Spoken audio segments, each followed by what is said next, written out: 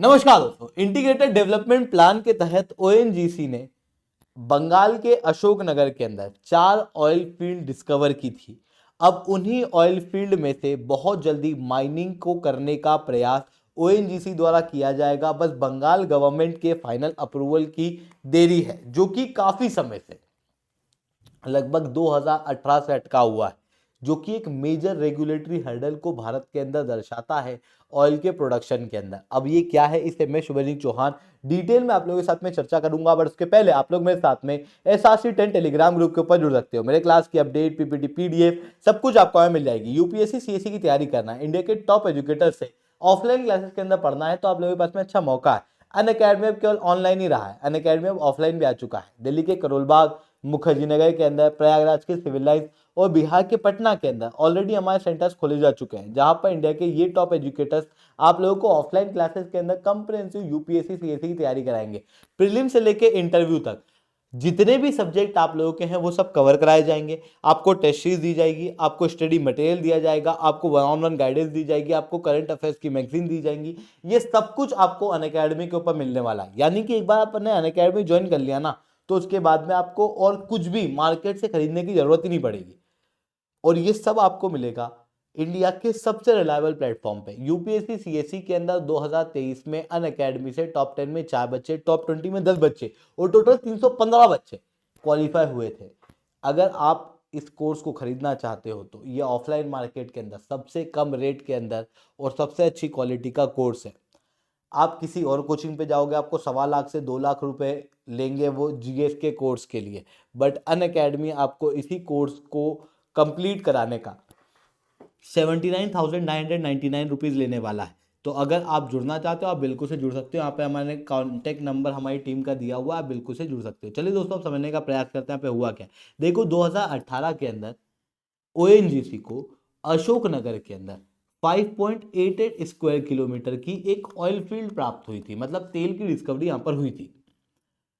बाद में जब इसे एक्सप्लोर किया गया प्रॉपर रूप से, तो ये ऑयल एक लाइट वेराइटी का ऑयल, जिसका अमेरिकन पेट्रोलियम इंस्टीट्यूट के ग्रेविटी के अनुसार 40 टू 41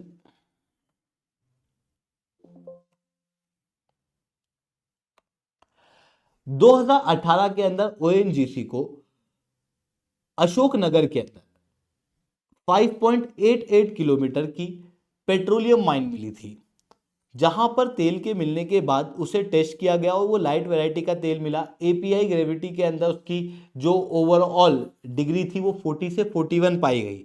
जिसके बाद ओएनजीसी ने सोचा कि क्यों ना इस ऑयल को एक्सट्रैक्ट किया जाए, और उसके लिए पेट्रोलियम एंड नेचुरल गैस नियमों के अनुसार स्टेट गवर्नमेंट से माइनिंग लीज ली जानी थी। स्टेट गवर्नमेंट से माइनिंग लीज लेने के पहले सेंट्रल गवर्नमेंट का रिकमेंडेशन चाहिए होता है। सेंट्रल गवर्नमेंट ने इस केस में रिकमेंडेशन दे दिया था, बट बंगाल सरकार ने फाइनल लीज नहीं दी थी, जिसके बाद में पेट्रोलियम माइनिंग लीज अटकी हुई थी ओएनजीसी की। ओएनजीसी ने इस समय को व्यर्थ नहीं गवाया। न्यू एक्सप्लोरेशन लाइसेंसिंग प्रोग्राम के तहत इन्होंने और आसपास वाले रीजन को एक्सप्लोर करना शुरू किया कि और तेल तो नहीं मिल जाए, और ऐसे कर करके इनको 4 तेल की फील्ड उस रीजन के अंदर मिली, जो कि लगभग 99 स्क्वायर फीट की किलोमीटर के आसपास की है।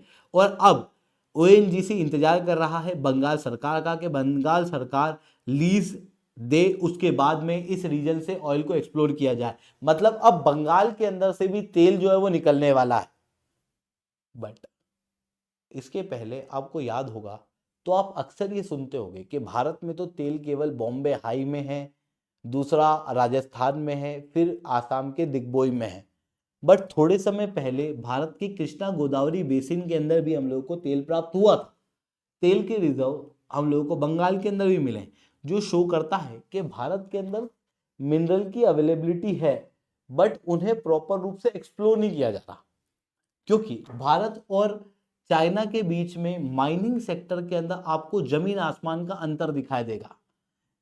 भारत और चाइना के केस में बात करूं तो माइनिंग आउटपुट चाइना का लगभग 25% है, वहीं भारत का माइनिंग आउटपुट केवल 5% का है। रेयर अर्थ प्रोडक्शन चाइना इसी कारण से 60% से ज्यादा ग्लोबल सप्लाई चेन में करता है, भारत केवल 5% करता है। भारत का जो माइनिंग सेक्टर का कंट्रीब्यूशन जीडीपी में वो 2% है, जबकि चाइना का 7% है। इन्वेस्टमेंट चाइना बहुत ज़्यादा करता है नई नई टेक्नोलॉजी के अंदर।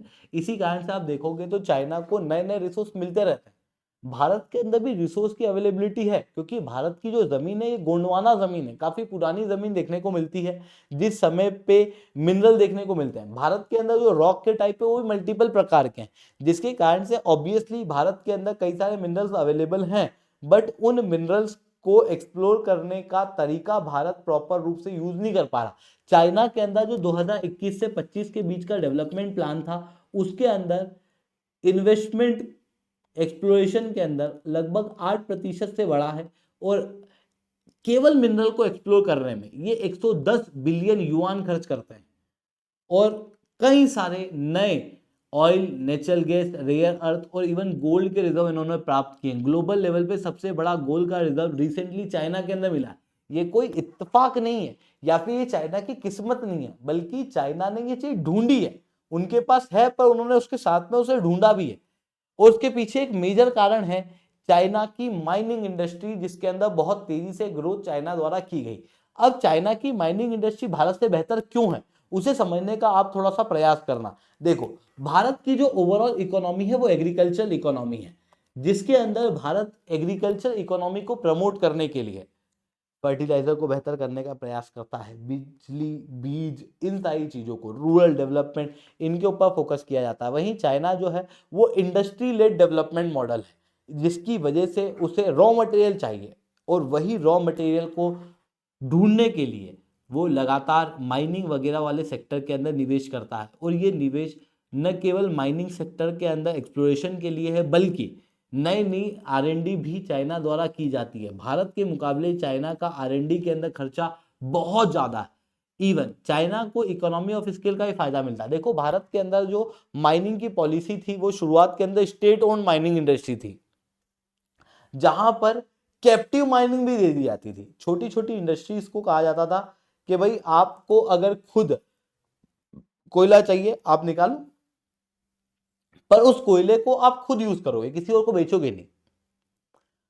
और क्योंकि छोटी स्टील की इंडस्ट्री थी तो फिर उसके लिए एक छोटी सी कोल माइन दे दी, तो फिर कोल माइन बहुत छोटी छोटी हो गई। भारत के अंदर जो माइन की एवरेज साइज है वो केवल 1500 स्क्वायर किलोमीटर की है।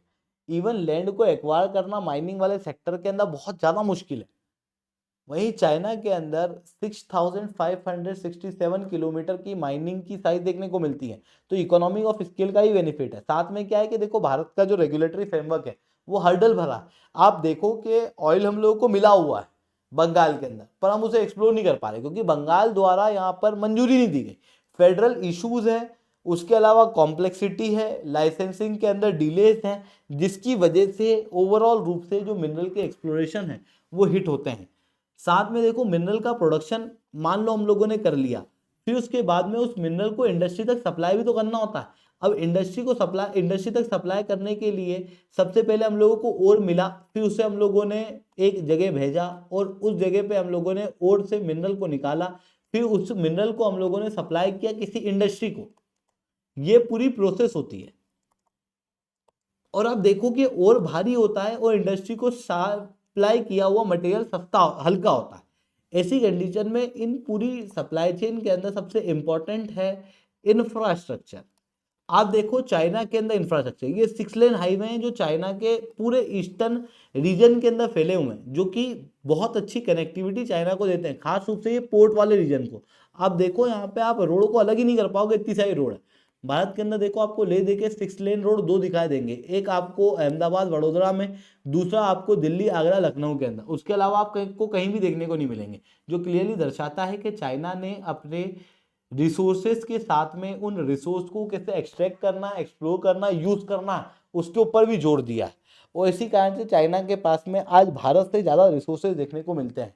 और ऐसी कंडीशन में भारत को भी अपने मिनरल के एक्सप्लोरेशन और मिनरल के आइडेंटिफिकेशन के ऊपर काम करना बहुत ज़्यादा आवश्यकता है, खास रूप से ऑयल रिसोर्सेज के लिए। ऑयल की अगर मैं बात करूँ तो Bharat Iraq, Russia, Saudi Arabia, इन देशों से इंपोर्ट कराता है, बट उसके बावजूद भी भारत की जो ऑयल की डिपेंडेंसी है वो दूसरे देशों पे ज़्यादा होने की वजह से भारत को कई सारी समस्याओं का सामना करना पड़ता है।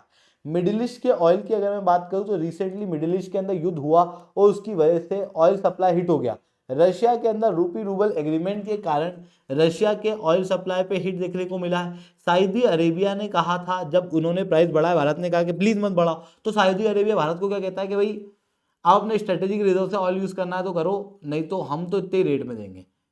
तो भाई ये सारी चीजें भारत को झेलनी पड़ती है क्योंकि हमारे पास में ऑयल की कमी है। ऐसी कंडीशन में भारत को अगर ऑयल कहीं से मिलता है तो हम लोगों को उसे एक्सप्लोर करना चाहिए, हम लोगों को उसे एक्सट्रैक्ट करने पर ध्यान देना चाहिए और नए नए रीजन के अंदर और ऑयल को एक्सप्लोर करने के लिए प्रमोशन करना चाहिए। ये केवल एक दो कंपनियों के द्वारा नहीं बल्कि दूसरी कंपनियों को भी प्रमोट करना काफी ज्यादा आवश्यकता है। आई होप ये सारी बातें आपको समझ में आई होंगी। लेक्चर अच्छा लगा हो तो लाइक करना, लेक्चर बहुत अच्छा लगा नीचे साथ रिटर्न कमेंट करना। अगर आपको इस तरीके की रेगुलर अपडेट चाहिए तो आप हमारे चैनल को सब्सक्राइब भी कर सकते हो। इसके साथ में अगर आपको अनअकैडमी पे स्कॉलरशिप चाहिए तो आप हमारे स्कॉलरशिप टेस्ट के अंदर भी जुड़ सकते हो, जो कि 7 दिसंबर को होने वाला है। लगभग 1 करोड़ रुपए तक के टॉप बच्चों को प्राइजेस मिलने वाले हैं। तो अगर आप जुड़ना चाहते हो बिल्कुल जुड़ सकते हो, नीचे डिस्क्रिप्शन के अंदर मैंने लिंक दी हुई है। ठीक है दोस्तों, आज के लिए that's all from my side. जय हिंद, जय भारत।